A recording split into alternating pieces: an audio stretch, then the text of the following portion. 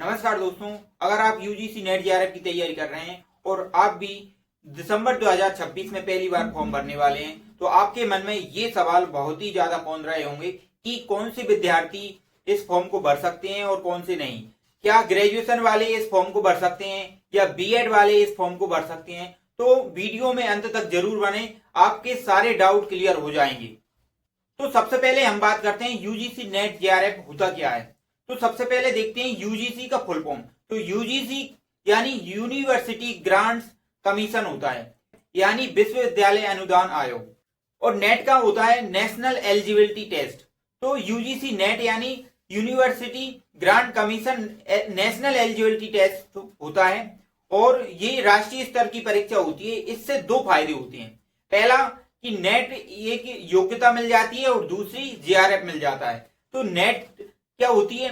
तो नेट एक minimum qualification होती है हायर एजुकेशन में शिक्षक बनने के लिए, और जेआरएफ अगर आपके नेट से ज्यादा नंबर आते हैं तो आपको जेआरएफ मिल जाएगी। जेआरएफ मतलब जूनियर रिसर्च फेलोशिप। पीएचडी के दौरान प्रथम 2 वर्ष जूनियर रिसर्च फेलोशिप मिलती है, जिसमें 37 से 40 हजार रुपए मिलते हैं, और अंतिम 3 वर्ष में सीनियर रिसर्च फेलोशिप मिलती है। इसमें 45 हजार तक मंथली पैसे मिलते हैं, यानी फेलोशिप मिलती है। तो ये बात हुई यूजीसी नेट जेआरएफ होता क्या है। अब बात करते हैं योग्यता के बारे में कि कौन से अभ्यर्थी इस फॉर्म को फिल कर सकते हैं।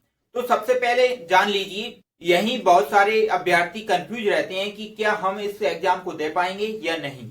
तो मैं आपको बता देता हूं कि इस एग्जाम को देने के लिए आपके पास मास्टर डिग्री तो होना ही चाहिए। मास्टर डिग्री यानी पीजी, पोस्ट ग्रेजुएशन, ग्रेजुएशन के बाद पोस्ट ग्रेजुएशन। फिर अगर आपके पास मास्टर डिग्री नहीं है तो फिर क्या करें? तो इसका भी सॉल्यूशन यूजीसी ने बताया है कि अगर कोई अभ्यर्थी मास्टर डिग्री के फाइनल ईयर में या तीसरे सेमेस्टर में है तो वो अभ्यर्थी इस फॉर्म को भर सकता है। तो ये बात हुई योग्यता के बारे में। तीसरी महत्वपूर्ण बात यह है कि मास्टर्स में कितनी परसेंटेज होनी चाहिए जिससे कि हम इसका एग्जाम फिल कर और बाद में असिस्टेंट प्रोफेसर बनने में प्रॉब्लम नहीं आएगी, क्योंकि आपका उद्देश्य तो असिस्टेंट प्रोफेसर ही होगा कहीं ना कहीं। तो इस बात को ध्यान रखना है। तो जनरल के जितने भी अभ्यर्थी हैं उन अभ्यर्थी को मास्टर डिग्री में कम से कम 55% बनाना अनिवार्य होगा, और ओबीसी और एसटी एससी वालों अभ्यर्थियों को 50% बनाना पड़ेगी। तो ये थी मास्टर्स में न्यूनतम परसेंटेज। अब आपके मन में एक और क्वेश्चन दौड़ रहा होगा कि क्या ग्रेजुएशन करने वाले विद्यार्थी इस पेपर को दे पाएंगे या नहीं। तो मैं आपको सीधा जवाब दे देता हूं कि इसमें सिर्फ ग्रेजुएशन नहीं मांगते, ग्रेजुएशन के बाद जो पोस्ट ग्रेजुएशन होती है उसको मांगते हैं। कई बच्चे डायरेक्ट ग्रेजुएशन के बाद पेपर दे देते हैं, लेकिन उनका कोई मायने नहीं रखता, क्योंकि ये जो परीक्षा कंडक्ट की जाती है वो पोस्ट ग्रेजुएशन उसकी न्यूनतम क्वालिफिकेशन होती है। तो इस बात को ध्यान रखना है, यानी ग्रेजुएशन वाले बच्चे नहीं दे पाएंगे। फिर एक और आपके मन में विचार बन रहा होगा कि क्या बीएड वाले इस एग्जाम को दे पाएंगे। दोस्तों, आपको एक बात बता देता हूं कि इस एग्जाम में बड़े बड़े यानी मतलब ज्यादा उम्र वाले भी पेपर देने जाते हैं।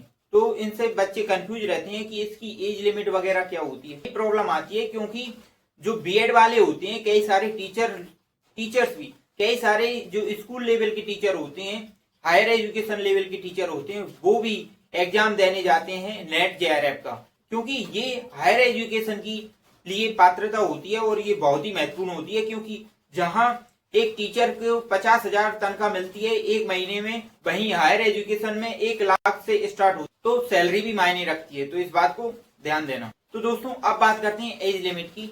तो जो नेट की एज लिमिट है उसमें कोई सी भी एज लिमिट नहीं है, यानी एक बूढ़ा व्यक्ति भी इस एग्जाम को दे सकता है।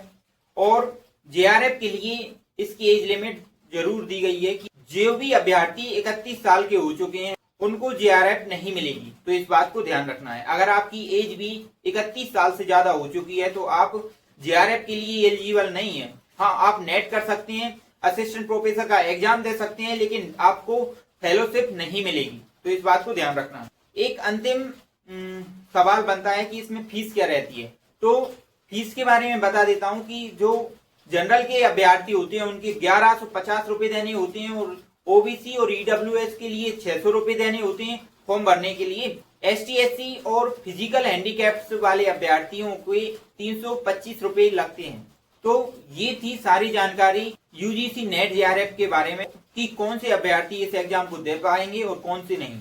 आशा करता हूँ ये वीडियो आपको पसंद आई होगी और ऐसी ही वीडियो देखने के लिए चैनल को सब्सक्राइब करें। मिलते हैं नेक्स्ट वीडियो में। धन्यवाद।